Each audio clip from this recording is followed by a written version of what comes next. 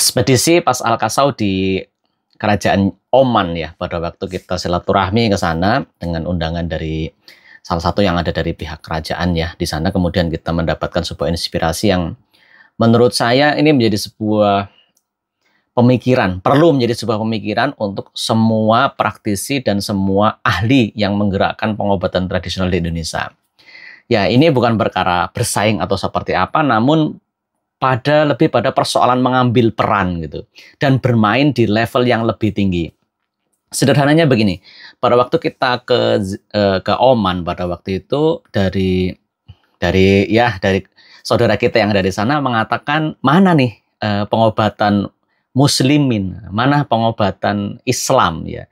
Karena pada faktanya teman-teman kita lihat kalau di luar sana pengobatan-pengobatan yang muncul itu adalah pengobatan-pengobatan yang bukan dari Islam, ya, bukan non-Muslim ya. Pengobatan dari India, pengobatan dari Tiongkok dan sebagainya. Yang menjadi sebuah pertanyaan, apakah Muslim tidak punya khasanah pengobatan gitu? Apakah Muslim tidak punya khasanah pengobatan? Mengapa tidak muncul khasanah mana pengobatan Melayu, mana pengobatan dari Indonesia, mana bagaimana pengobatan yang memang itu identik dari kaum muslimin. Ya betul, kita tidak menutup fakta ada pengobatan tibun nabawi ya. Pengobatan tibun nabawi yang kalau misalkan di area Timur Tengah tentunya mereka sudah mengenal masalah seperti itu. Dan yang menjadi salah satu tantangannya, bahkan di Indonesia ada banyak sekali. Dan khasanah pengobatan tradisional yang ada di Indonesia sangat banyak. Kita sebutlah misalnya ya, misalkan bahkan keroan. Kita ngomong masalah keroan kalau di pengobatan tradisional Tiongkok guasa ya, mirip, tapi memang prinsipnya berbeda karena keroan tuh ada fokus di area punggung. Namun siapa sih yang bisa meragukan manfaat kerokan ini bagi seseorang yang memang dalam kondisi yang sudah tidak enak badan menjelang sakit ya.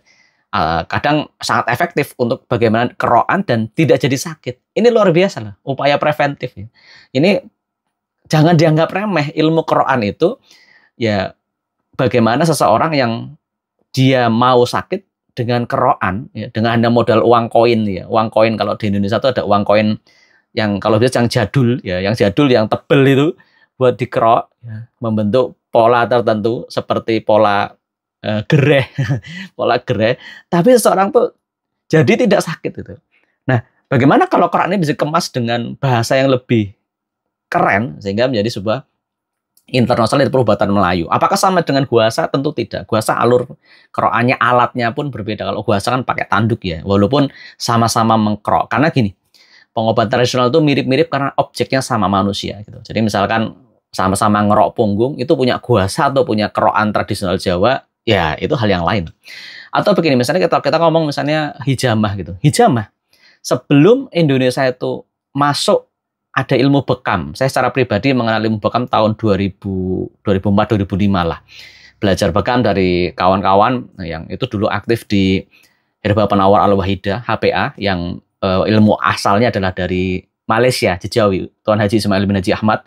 Beliau mensiarkan ya untuk bagaimana kaum muslimin kembali ke Tibun Nabawi ya. Tuan Haji Ismail pada waktu itu sering ke Indonesia ya, kan juga mengundang orang-orang Indonesia untuk belajar di perusahaan beliau, di kampung beliau di Jawi. Tapi sebenarnya di Indonesia sendiri sudah biasa ada orang tanda kutip ngekop ya, dikop ya. Karena pada waktu kecil saya masih ingat ya, pakai uang koin ya, uang koin kalau orangnya perokok itu dikasih papir itu kertas yang buat bungkus. Karena orang Jawa itu dulu rokoknya tuh ngelinting ya. Jadi dia ngerokoknya di ngelinting begitu, kertas papirnya. Jadi uang koin dikasih bungkus kertas, kemudian dinyala pakai korek cetek gitu kan. Misalnya mau ngekop di area, ya walaupun pada waktu saya dulu kecil itu area ngekopnya masih random ya, karena mungkin khasanah perubatan klasik Jawa waktu itu belum ada titik-titik, belum mengenal titik-titik meridian. Jadi tinggal ditaruh di mana yang pegel. Tapi secara ilmu itu benar kan, itu titik pain point ya, titik pain point di mana yang pegel, taruh di situ, kasih api, kemudian api nyala sebentar, dikasih gelas kop gitu. Nah, nanti dibiarkan beberapa waktu. Nanti kalau sudah sedotannya berkurang atau sudah seberapa menit, pinggirnya diklik gitu, nanti akan gembos gitu. Ya memang sekali lagi metodenya kemudian dimodernifikasi pakai kop yang tarik angin ya. Walaupun nanti secara konsep ya dengan kop api sama kop angin itu secara metode pengobatan ngaruhnya beda ya. Tapi secara prinsip sudah ada juga khasanah pengobatan kop api yang ada di area Jawa. Kemudian apa lagi? Khasanah pengobatan pijet Jawa. Oh, pijet Jawa itu luar biasa.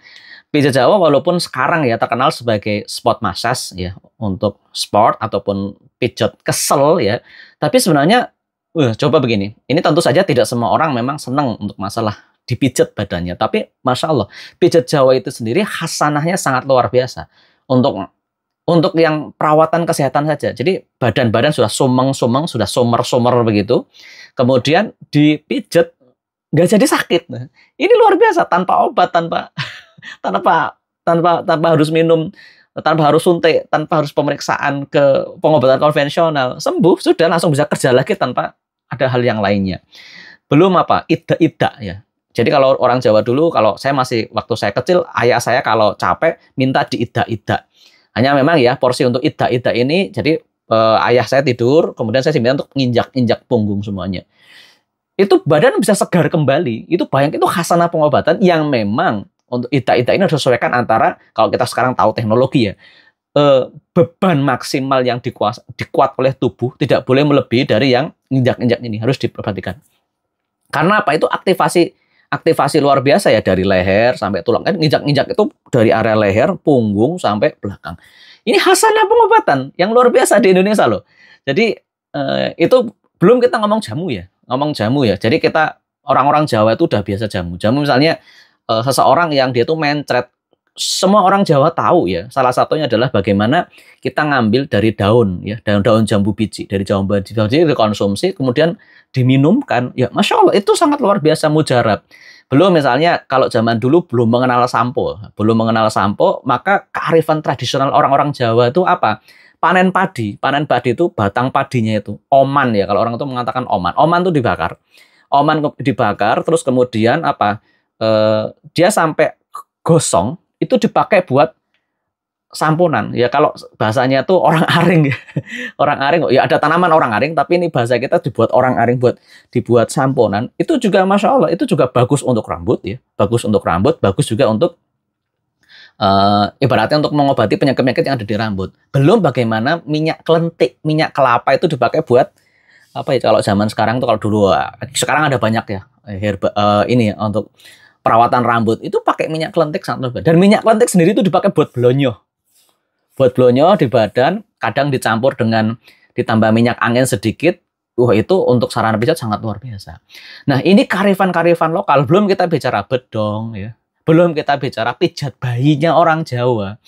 Ini kita sebagai kaum muslimin, sebagai orang Melayu, sebagai orang Indonesia, patut mengapresiasi bagaimana ya kita sebagai seorang orang Indonesia ini punya karifan lokal di bidang pengobatan. Iyalah kalau Anda mungkin sekarang orang-orang konvensional sudah merasa, ini enggak EBM ya, enggak evidence based medicine. Anda yang punya ilmu, jelaskan secara ilmiah. Bisa jadi orang-orang dulu, orang-orang tradisional, orang-orang kita itu hanyalah belum bisa membahasakan secara intelek gitu, secara bahasa sekarang gitu. Dan sekali lagi, EBM itu sendiri, penelitian di dalam lab itu bukan satu-satunya cara untuk menjelaskan suatu itu kebenaran, apa efek placebo atau tidak. Karena di Permenkes sendiri mengakomodasi untuk pengobatan tradisional adalah sifatnya rasional dan empiris. Rasional itu secara nalar logika itu masuk akal. Empiris secara pengalaman keturun-turun itu ada manfaat. Maka dalam video yang singkat ini saya menghimbau, ayo teman-teman praktisi tradisional kita bersatu.